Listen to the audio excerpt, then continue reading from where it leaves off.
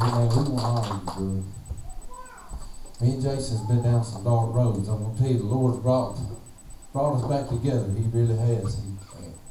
God's brought us a long ways. That song really blessed me because she says, I'm not the old man I used to be. Amen. I'm not who I used to be. But God's brought us both a long way, and I thank God tonight that we're allowed to be here and what He's done in both our lives. Here He is.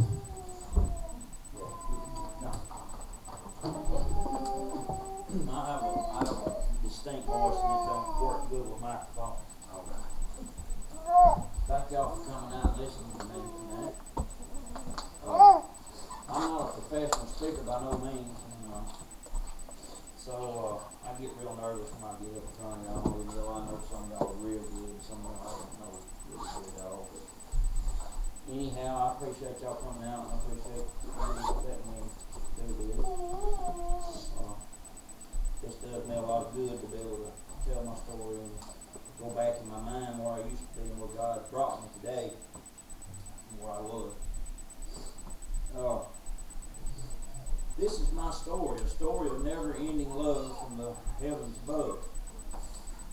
A story of hope, a story of victory. To tell you my story is to tell you grace is greater than all of our sins. From the darkness to the brand new life, a man empty with no sign of life found Jesus. I'm living proof that when you ask Jesus to help you and show you a better way, He will. If you obey Him and do it His way. This is one of the hardest things that I had to learn how to do, and of course probably for all of y'all the same thing is trying to do it your way. It don't work your way. And giving up control. I always thrived off of control, and I still find myself doing that today, And control is hard to let go of. And control can, the word control, control can control you in a lot of different ways, a lot of different aspects and anything. My way never seemed to work out. The way I always wanted to do things, it never seemed to work out. It always ended up at the same place, and usually it was at the jailhouse. For 40 years, I struggled for acceptance. Love, the two most important things missing in my life. My way was a road that led me to drug use and addiction. The hardest and biggest beast with me was meth. Meth was my mistress for 20 years. Statistically, 1 out of every 100 are able to overcome meth addiction. Thanks to Jesus, I am in that 1% today. Amen. If the Lord can save me, He can save anybody, any of y'all, anybody outside these doors, anywhere. And he can save you. Right. We all know that. Amen. You just have to trust Him and believe Him and obey Him. And when I get to this point in my introduction here, I'm not going to read all this off paper. I'm fixing to throw this paper away. Scripture out of the Bible kind of came to my mind. Psalms 18 verse 30. And it says, as for God, His way is perfect. He is a shield to all who trust in Him. My name is Jason Jones. I was born on October 2nd, 1972. I'm 43 years old today. I ain't nowhere near close to being over the hill. I might be a fat boy, but I ain't over the hill. I'm bald-headed. And by the way, this knot on my head, y'all can see it's like a head here. Some of y'all might be wondering, what is that knot on his head? I got burnt real bad right there when I was 18 welding. And the scar tissue that got real big over the years, and it just looks like him hitting the head with a curling iron or a flat iron or something like that, but she wouldn't do that. She would never do that. My mother's name was Sherry Ann Jones. The name Sherry Ann Jones, her name is pure beauty to me when I hear that name.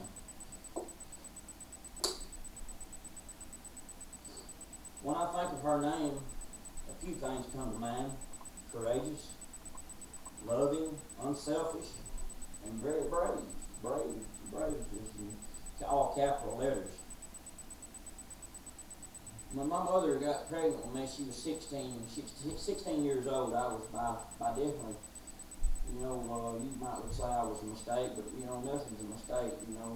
The Lord had plans. But I was not meant to really be at that time. I was kind of a mistake. At 16 years old, yeah, I probably was. Early in my mother's pregnancy, she was diagnosed with Hodgkin's disease. Hodgkin's disease is cancer of the lymph node glands.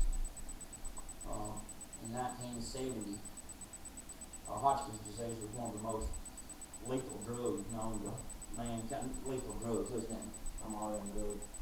It was the most lethal cancer known to mankind. It was very. And back in those days, it was bad. When you got that cancer, man, it was bad. But today, it's one of the most curable cancers. It's really not that bad today.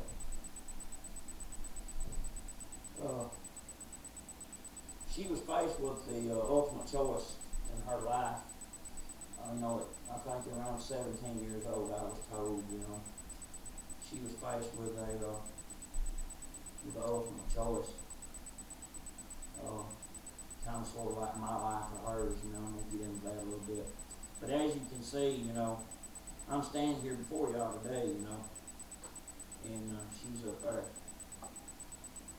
I was only 16 months old. My mother passed away. The Lord took my mother out of all her pain, and she felt no more pain. He took her to heaven with him. I truly believe that my mama was an angel here on earth. Like I said, she made these choices at 16 years old. She loved me dearly. She left me when she died. She left me with, she didn't leave me with her mother and daddy like most of you would think she would leave you with. She left me with her in-laws, most people would call it. Her in-laws, outlaws, whatever. She left me with my father's mother and daddy, which were her, Olin and Josie Jones. She left me with them to raise me. She knew she was going to die. She had to go into the hospital for some more tests done and stuff like that. And she kissed me goodbye and left me with my grandma and grandpa. And she went to the hospital for a test before she passed away. When my mother died, my daddy kind of he went off the deep end, as if he wasn't already standing on the edge of it before it happened. He didn't believe she was sick. He cheated on her and done her wrong, and would go out at night to the bars and all that. He didn't do it right. He was but my mother, before she died though, she wouldn't let nobody help her with me. She wanted me all to herself because I guess she wanted to spend every minute she had left with me. One-on-one time you call it. And I was mean to her. I'd pinch her and pull her hair, and she was on the couch sick. She done the best she could do, but she was a good lady. My daddy was in and out of my life. My grandparents, he was just in and out. He never was there for me, even from the time I can even start remembering stuff in my life till today. He's never been there for me. I guess I'm just guessing around age 7 or 8, he remarried, and I have a stepmother, He came and took me from my grandparents, and, he took me from my grandparents and moved in with him and his new wife. Lived over here at Strawberry Farm. Some of y'all probably know where Strawberry Farm is over here at Luke's. There's a little house over there. It's still there today. That's where they live. And when we lived with him and his new wife, of course, only for my grandma and grandpa to eventually have to come take me away. Because I was abused mentally and physically and starved to death. I actually don't remember this part. I was told by my grandparents about it, and I have no doubt it was true. I was beat black. I was black and blue from head to toe, and about this big around, you know. And like you said, old poor dog on the side of the road, you know, with ribs sticking out. That's what I looked like from what I was told. They came and took me away, and they of course started feeding me. It took about 3 to 4 days. My grandma told me for when I would eat food for it to be able to stay down.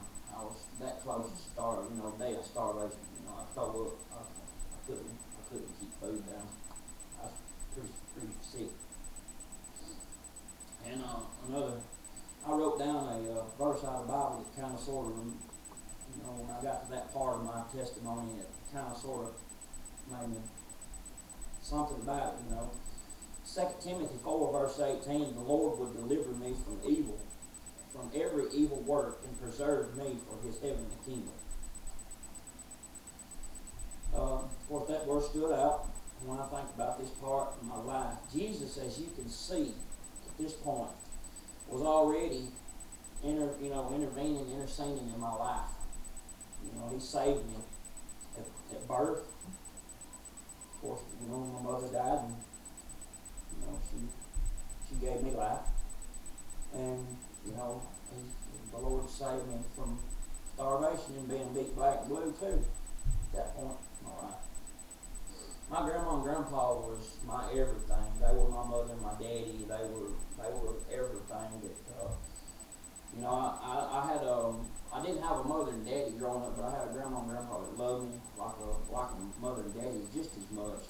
I had every opportunity in life growing up, not having a mother and daddy, but yet I had every opportunity that y'all had that had mother and daddies. I had the opportunity, I had chance, I had love. They were just like my mother and daddy. So, you know, the way I turned out, I can't say that, you know, I don't blame it on, well, my mom and dad when I was a baby, and my daddy run off and did this, that, you know, I don't blame it on that.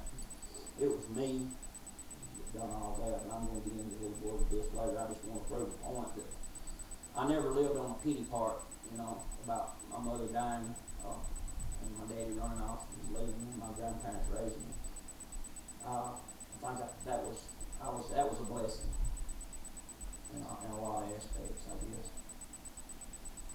I'm kind of sort of going to jump to age 21. At age 21, I got married for the first time to a girl that I had dated for 6 years, and we got married and we ended up divorcing. We were together for a total of 13 years. Her name is Marcia Haggard. She's from Waterloo.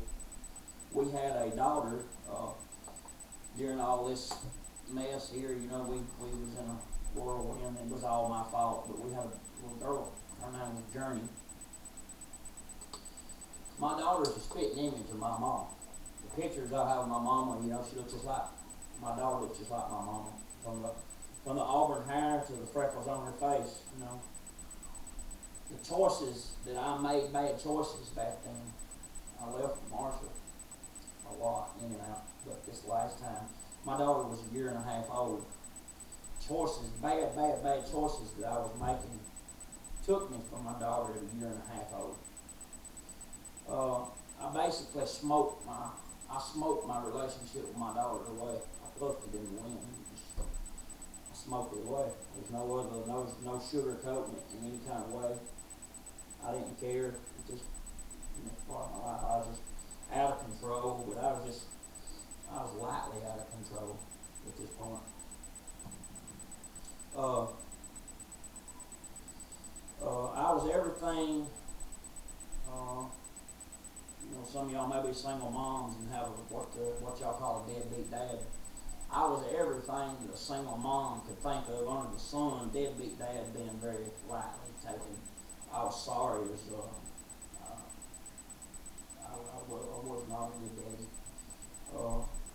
I was sick at this point in my life. Of course, if I could rewind it and go back, which we can't, you know, I would have done things a whole lot different. Today, my daughter, she's 16 years old, and to this day, she won't see me and she won't speak to me. this part right here this is one of the hardest things that I have to deal with today. From the Lord saving me to where I am today, and from the darkness that I was at in life, and just the bad things that I've done. All that goes away. You know, if you want it to go away, you know, you ask for forgiveness, and God takes it away, and it makes you feel better. But my daughter, it eats at me like pouring acid on something, and it's very, very, very hard to live with today. I pray for a relationship with my daughter.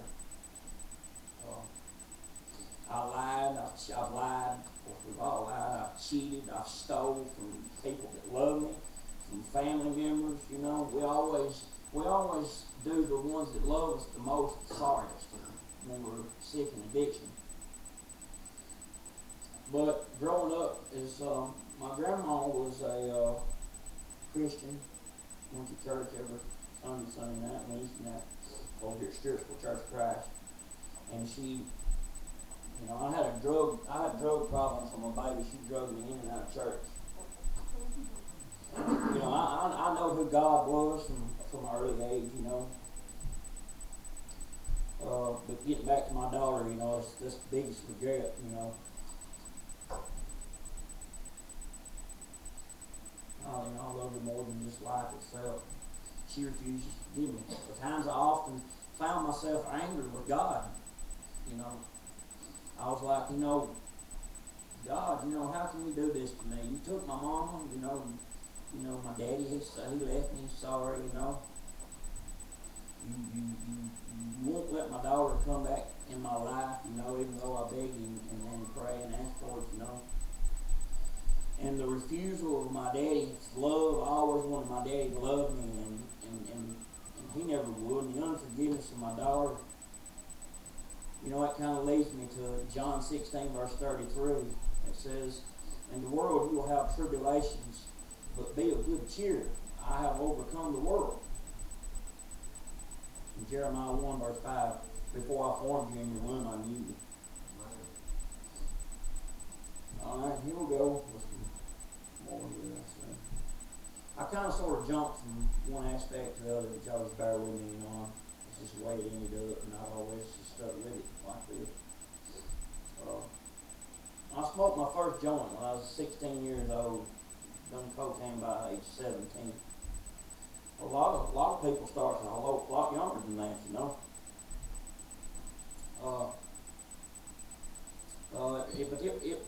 It rocked my world. The white powder, it rocked my world. I hate to say that stuff in the Lord's house, but that's just there's no way to sugarcoat when you got a testimony that this is in. There's no way to go about getting around it. So I just have to be upfront about it. I'm sorry. I sold everything I had 2 different times for it when I was on it. And before then, I was introduced to the love of my life. Man, around 17, 18 years old. So you're looking at this early age, you know, the time I quit doing it to the time I first done it, you're talking about 20 years. And I hung in there good with it, you know. I didn't let her down.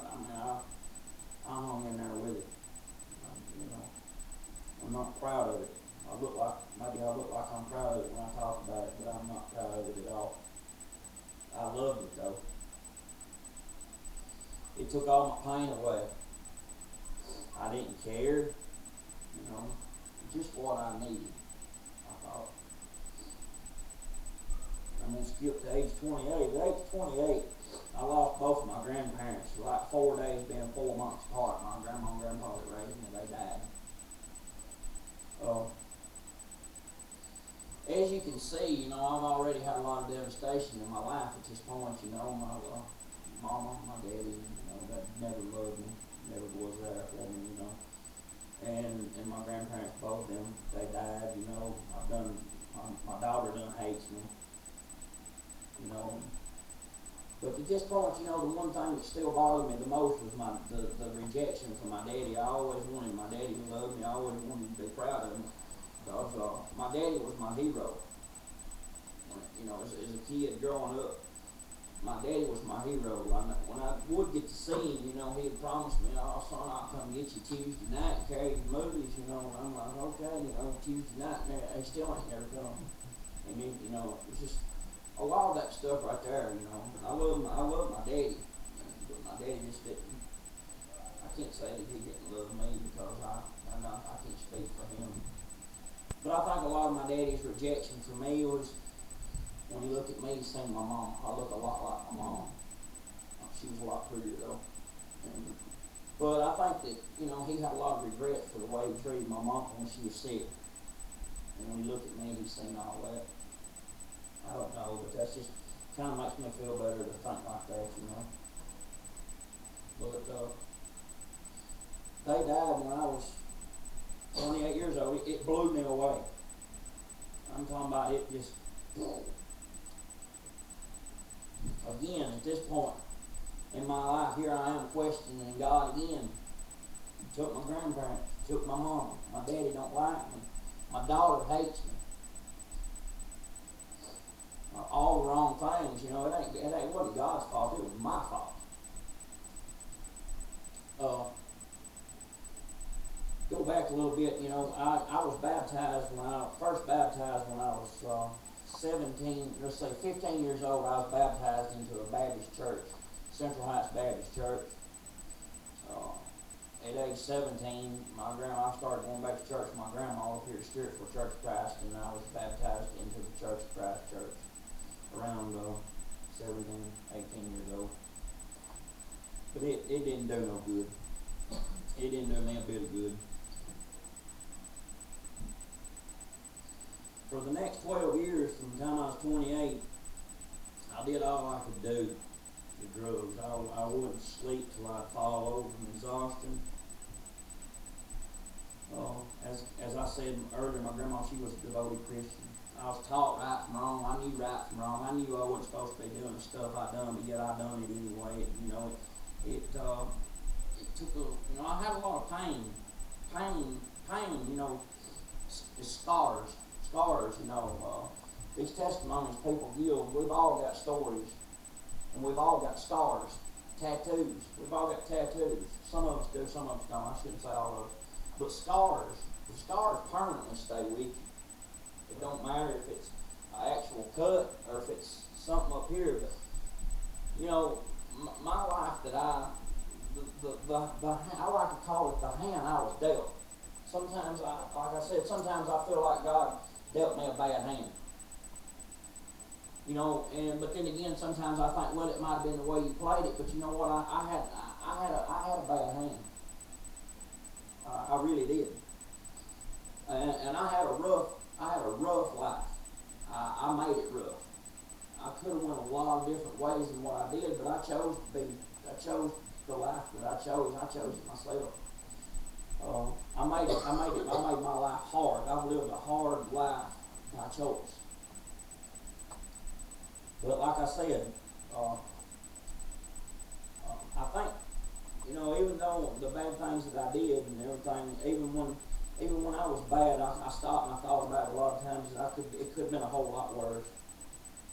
It could have been a whole lot worse, but like I said a while ago, I never took the pity trip. I say that quite a few times, the pity trip, because I've never took a pity trip about the hand I was dealt, you know. God has dealt me in that hand, and I'm a man about it today. I know today I'm going to see my mom. If I was to die, fall over dead right now, or fall over hurting right now, you know, Willie's up here holding me, Jason, you know, just like you did with that guy the other day at work, you know, hollering my name, Jason, and I open my eyes, you know, I'd look at Willie and I'd say, I don't care. I don't care because I know where I'm going today. I used to not know I used to know where I was going, straight to hell. But today I know where I'm going. Let me put it this way, I've got a fighting chance. He's gonna have a lot of, you know, they say you're gonna have to answer to everything you've done. I'm gonna be there for a while, so if you're behind me in line, you know, you better get your seat, because I'm gonna be there for a while. Let me see now. Let me get ahead of myself. I hope I ain't boring y'all. You ain't bored. No, don't. Well, You need to tell them about this prison visitation person you drug me. I'm getting that. She always tries to tell me what to do. I mean, you know, sometimes I want to dog her noggin, you know, just look at her turn. No, I love her. I'm getting to that part. Baby. You know, now that you just mentioned it, you know, I'm in that part where it's underlined about my dad. I'm at that part right now. As you can see, I really hadn't mentioned my daddy a whole lot. I have mentioned him a little bit, but there's not nothing. The reason I hadn't mentioned him a lot is because there's not a lot to talk about. My daddy was poison for me. When me and my daddy together, it was like pouring gas and fire. You know, it don't mix. You know, oil and water don't mix. Me and him don't mix. We're too much alike. We don't mix. But my daddy was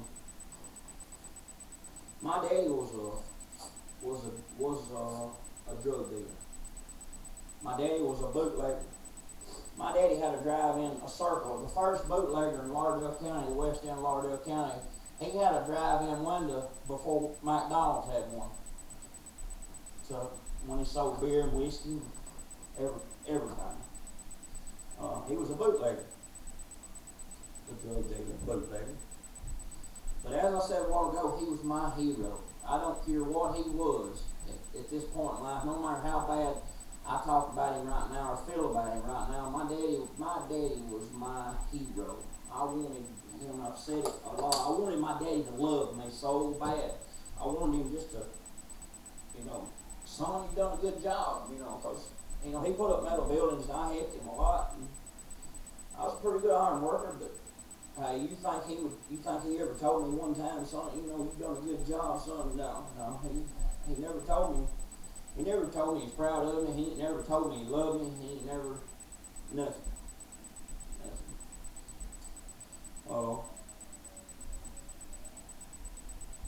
I forgot to mention, you know, earlier when I was talking about my first joint I smoked, my first this, my first that, you know.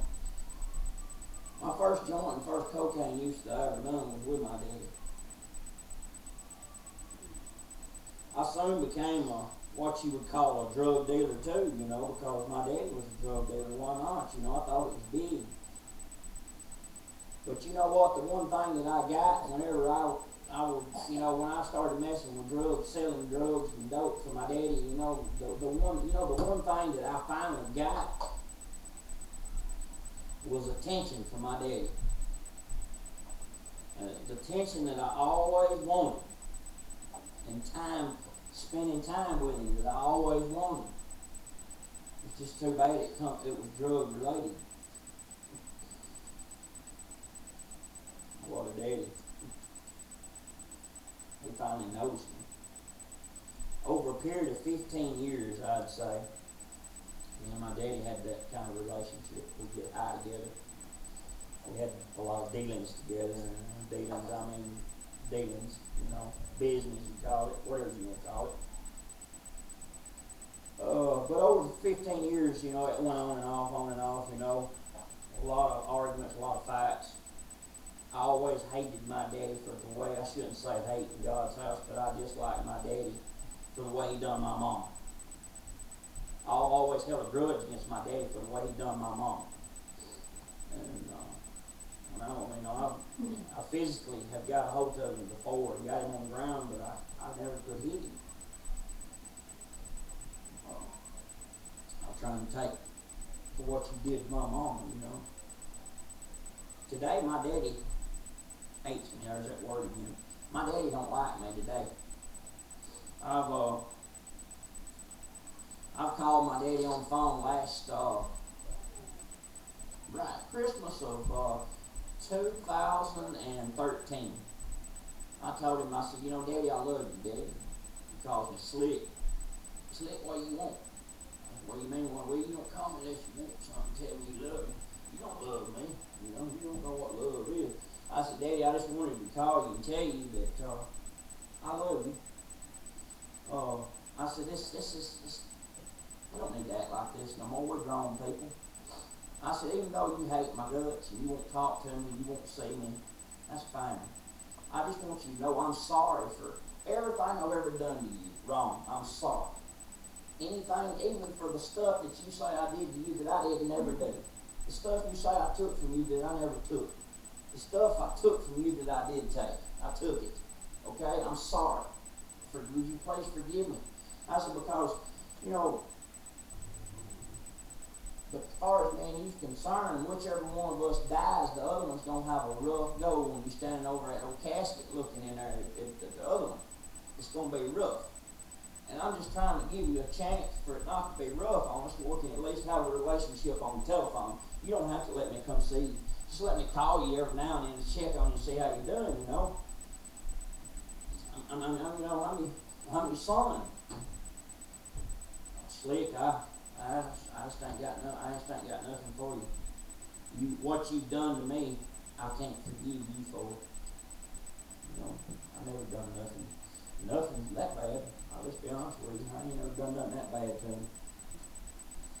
And we were in Moulton, Alabama, and I just wanted to call him. And I told Kim, I had him on speakerphone. I said, Daddy, I'm about out of gas. Is there any way you could drive up here and bring me 5 gallons of gas for me to get home? I said, I just don't feel good right now. Okay. Well, I had gas, we had money. I just wanted to prove a point to myself. I said, well, Daddy, would you go to Walmart and wire me some money? Slick, I just ain't got no money. My daddy's got plenty of money. He saved all his money all them years, the illegal things he done. My daddy ain't hurt for nothing. I said, okay. I said, well, maybe I'll make it home. I hope. It was real cold. I said, I hope so, because we'll freeze to death. He said, well, Slick, just cover up with that woman you got next to you. Stay warm. You know, he never called me back that night or that morning to see if I made it home or nothing. You know, that's how my daddy feels about me. Ephesians 4 verse 32. Be kind to one another. Forgive one another as Christ and God has forgiven you. That verse right there really, when I think about all that forgiveness, I feel good about myself. I've apologized to my daddy. I've asked him to forgive me. God's forgave me. That's the main thing. By Mother Nature's concerned, I should still be alive. My dad should go. My daddy's almost 70 years old today. He's smoking crack right now. He's strung out. But I'm just gonna be honest with you. When I have to look over in that casket at my daddy, it's gonna hurt. It's gonna be bad. I don't know how I'll handle it. But the good Lord will see me through it. You know, He's seen me through everything and got me to where I am today, standing before y'all. He's got me over. He's got me over a fear of speaking to people. You know, I kind of, you know, this is the third, fourth time I've gave my testimony. Third or fourth place. I've got a friend of mine working on me speaking to the homeless people in Florence at a shelter, and my sister's got me a deal going in Collinwood, Tennessee, speaking at a Baptist church she goes to. So I think God wants me to do what I'm doing. So, you know, I had to get over this fear of speaking to crowds, you know. And I just want y'all to know what this means to me for y'all to come out here and to listen to my story. Betty and Don Seago, they're my Facebook friends. A lot of people's like, where's this church at? And I was typing all this stuff, you know. And of course, some of them come, some of them didn't, you know. They never even asked me how to get here. They just showed up and blowed me away a while ago. Really, you know. And my friend Tammy, my neighbor Linda, and my really good friend back there in the back, Sandra Woods, and her husband Steve. I thank y'all. I thank all of y'all. But the ones that came here just that don't come to church here, I thank y'all for coming to support me. I really do. I met the love of my life at age 39 years old, the best I remember. Her name's Kim. I call her Curdy Girl, as a lot of you on Facebook, my friend. can always tell. I call her Curdy Girl. I don't know why I call her that. That's just a name. I aggravate the far out of her. I got a lot of names for her. You know, Curdy Girl's is one of them, and they're not bad names. They're not cuss words. When I say a lot of names, they're not bad. I just aggravate the far out of her. When I met Kim, I was still smoking dope, smoking meth. Kim was an ex-drug addict herself. I was actually dating a friend of hers. That's how I met Kim, is through I was dating a mutual friend of mine and hers, and it didn't last very long, you know. And me and Kim were friends for quite a while. I'd say 10 months, maybe a year, before we ever held hands, kissed, told each other we loved each other, fell in love, goo-goo-eyed each other, whatever. But I always thought the whole time I was friends with her how beautiful she was, and how I sure would like to have a girl like her. And I never told her, you know, and I thought, well, I always underestimated myself, and I still do today. I have a low self-esteem. I thought, you know, I could never have a girl like her, a woman like her, you know. Man, my life's all screwed up. I was in work release, actually, at that time, you know, when I first met her and was friends with her. Then me and Kim, we went to Lenore City on a little trip together. We were friends. She used to live in Lenore City, and we went up there and just stayed overnight. And I got to meet some friends of hers from up in Lenore City. We left there being best friends, best friends I would say, and we came back in love, kind of. Came back holding hands, and her with her head over here on my shoulder, you know. We went up there like Mutt and Jeff, you know. And but we fell in love then. But she always said when we were talking about it, you know, she told me, I seen on Facebook she was fixing to give her heart to this guy, and I looked at Robbie, which was a mutual friend of ours. I was staying with Robbie at the time, and I looked at Robbie and I said, "Do you see this? Kim is telling some dude that she's going to fixing to go with him, you know." She hadn't been in a relationship a couple of years. And Robbie said, well, duh. I said, she can't do this. She can't do this. So I go on the phone, I call her on the phone, I said, "Kim, yeah." I said, you can't do this with this guy you're talking about, I seen it on Facebook. What are you doing? Well, I thought, maybe it's time for me to have a relationship after so long. I said, "Yeah, it is," but I said, "It needs to be with me." She said, "What?" I said, "It needs to be with me." I said, "Hey, I've helped down homes, I've paid rent before, I've paid light bills before, I've had jobs making $1,400 a week.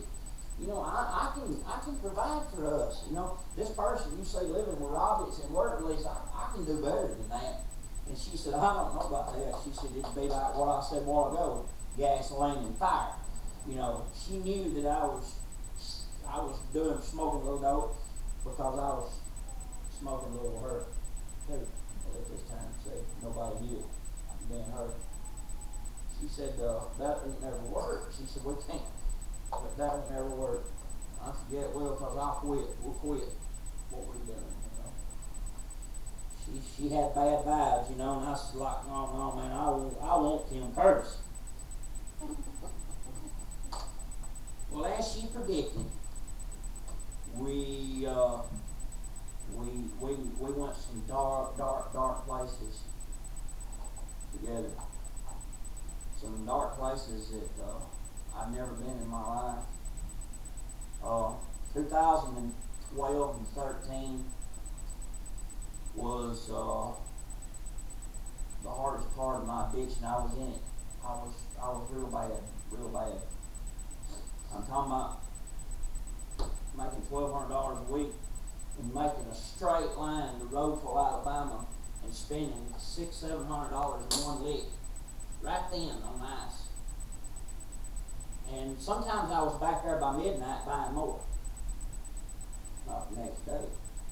I smoked my whole check up. And of course, I was teaching her the ropes of it. I was a professor at it.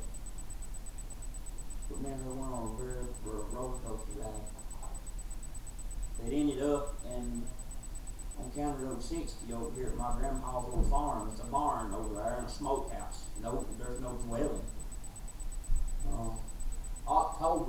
Around the 1st of October of 2013, we ended up over there at I call it the holler. It was very secluded. A gate with a lock on it and chain. Nobody could come in. Matter of fact, nobody knew we was in there. We was this high. I'm talking about we was in the woods. I was at this point and had been for about 2 or 3 years making dope. And then we were over there, and I was making dope every day. But we didn't have nowhere to live at this point. We were living in her car with a Toyota Corolla. And I was getting, my granddad had a lot of scrap iron and stuff like that over there, and every day we would load enough scrap iron in her car and carry it to the Robertson scrap yard and get about $17 a day, and we lived on that, $17 a day. And by say lived on that, I'm talking about buying cigarettes, buying something to eat, and also buying materials that I needed to do what I was doing. I'm about to wrap this up. I'm sorry for holding on so long. We just kept getting worse and worse and worse and worse. And I told her, you know, you got to get cold, you know, November, Thanksgiving, Christmas. I called my daddy and asked my daddy would he buy some gas one night. It was going to get really cold that one night.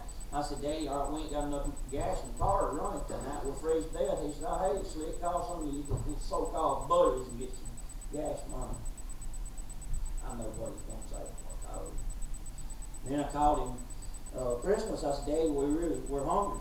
Could you at least buy us something to eat and bring it over here to us? You know, I ain't asking for money. I ain't asking for nothing. Just buy us something to eat. He said, I'm running the load myself. I want something to eat. I said, fine. Go somewhere else and get you something to eat. Well, I was stealing stuff to eat at the dollar store and the grocery stores. I was a kleptomaniac. I was pretty good at it too. I mean, I could get racks of ribs down in my pants and pounds of ham. I could never get a loaf of bread in there though. I had to have no money to buy bread. We just kept getting worse and worse and worse. And I kept telling Kim, I said, you know, baby, we all right. As long as we got this car, we're good. We got a little house. As long as we got a motor that crank and run and we got gas, we're not going to freeze to death. I said, the worst thing could happen to us at this point is if the motor blowed up in the car. I said, as long as the old motor running, we're good. I was just still wide open as a case knife. U.S. Marshals was hunting me at this point in time for leaving work release months before that, never going back. I mean, I've never been convicted of, never had a felony in my life, just petty stuff. Always just made it hard on myself. And I was hiding out too, you know. Well, guess what? Motor blowed up. Slung a rod in the motor, in the car. Well, there we was. Around the end of Christmas of 2013.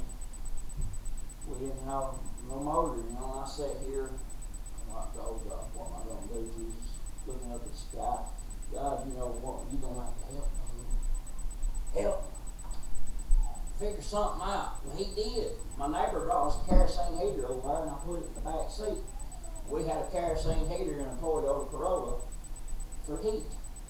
And we were scrapping the car out. In other words, I done took the hood off the car and the fenders, was disassembling the motor because we didn't have a title to the car. And you got to take the motor out of a car and put it in the trunk in order to set it across the scales if you ain't got a title to it. I had it all figured out. Well, at night when it would get cold, the wind would blow and it was coming in around our feet and everything else. We like froze to death. January of 2014, our neighbor came across the road where we was at, and he said, Jason, Kim, it's going to get real cold for 2 weeks. It's not going to get above freezing. Y'all going to have to do something. You're going to freeze to death over here. He said, man, you've had it rough over here for 2 or 3 months. Man, y'all live a rough life over here. I said, yeah, we have. And we did. She never left my side. She could have went home to her family. She never left my side. At the lowest point in my life, we was at the bottom of the barrel, and the bottom fell out of the barrel, and we hit the ground. but it's fixing to get good, and I'm about to end. I told my neighbor, I said, I'm not going. He said, there's a church in Florence that's got homeless people can go there and they'll get a warm place to sleep and a good hot meal. I said, you get your hind end back across the road. I ain't going to no homeless shelter. I'm too good for that. I had a lot of pride, even though I was at the darkest point in my life, and then, nothing. I said, no, I can't do it. Kim looked at me, she said, we're going to freeze to death. I said, well, go. I ain't going. She said, I'm not going to leave you here. Freeze. If we're going to freeze, we'll freeze together. We'll freeze together then. I said, we'll be all right. Let's go get some wood. Well, time rocked on, and I cried. I broke down, and I cried, and I prayed to God to help me. And Kim, I went across the road, and I told my neighbor, I said, you still run us to that church up there in Florence? It's not your will. He took us up to, what's that church, Kim? Baptist Church in downtown Florence. Highland Baptist Church. Walked in the door, and they had this gymnasium, and they had these big blow-up mattresses like you put in a tent, and they had pillows on them and blankets, and I'm like, ooh.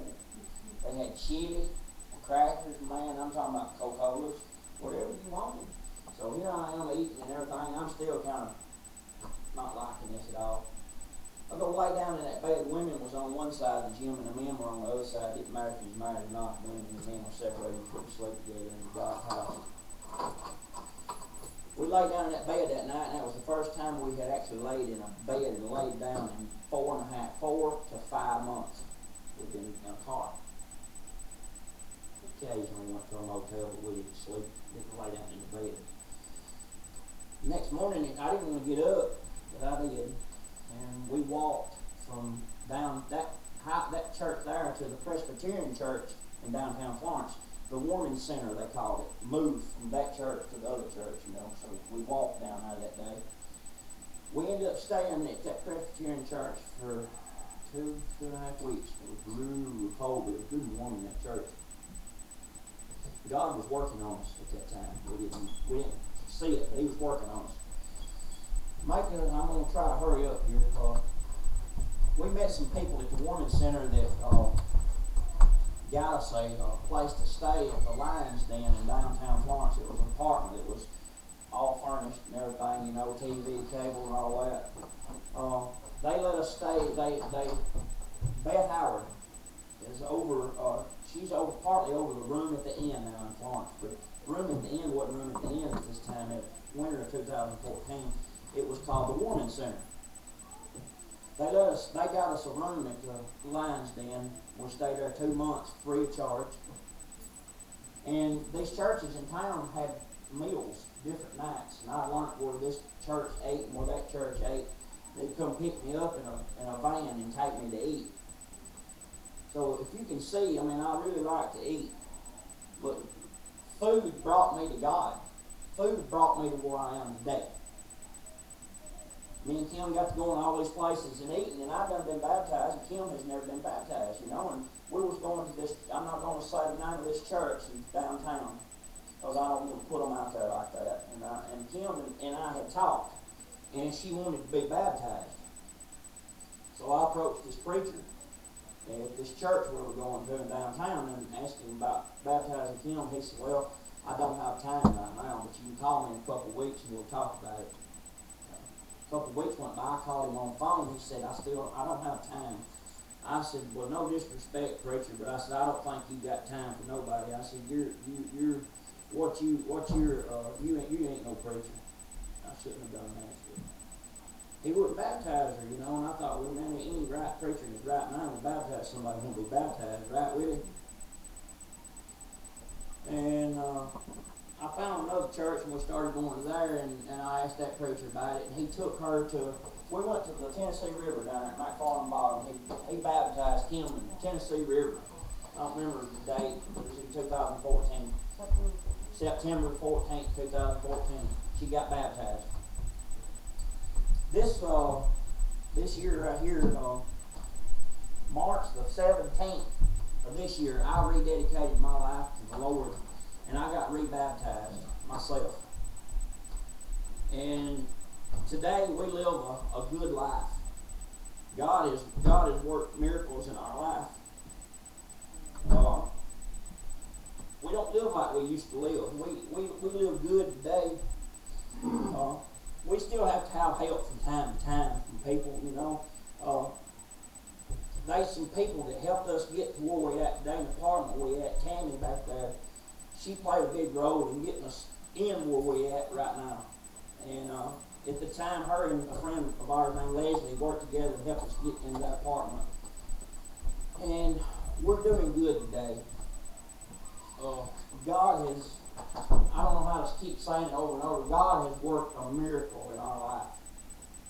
He brought us from a dark, dark, dark place to the most beautiful, brightest place in the world. And that's basically my story in a nutshell. I have friends today. I have a very small circle. Small circles are very, very, very important. Big circles is a lot of drama. I have some friends today. I've done mentioned some of them. Miss Sandra Woods, Deborah Lawson. I could go on and on of respectful people that think a lot of me today. It means a lot to me to have people that are here for me that are good people of their community that think a lot of me, that will speak highly of me. I'm somebody today. Amen. I used to not be. I used to be sorry as dirt. But I was a child of God still. And that's my story, and I'm done. I love all y'all, and I appreciate y'all coming out and being here tonight. And I thank Willie for allowing me to speak tonight. God's doing a lot of good things here at this church, you know, and I thank Willie for what he does for this church. You know, Willie puts his heart into this church house right here. As you can see, the bathroom, you know, he works all day and he comes down here at night and works till late at night, you know, trying to get this church looking like something. And gets up and goes to work the next day. I'm going to tell you something, that's rough. That's rough. It's hard on him. But I thank you, Willie, for what you're doing for the God's work here at this church.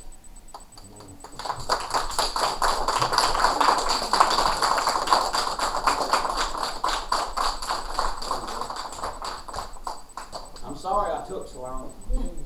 Thank you. Thank you.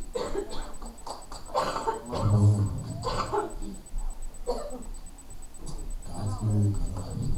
It's amazing. There's power in that, man. There's power in our testimonies. The devil don't like to hear what God's done for you. Amen. He don't. We've all come from somewhere. That's what Jason said. We all got a past, but we got a future with Christ. We really do. I'm going to play a song.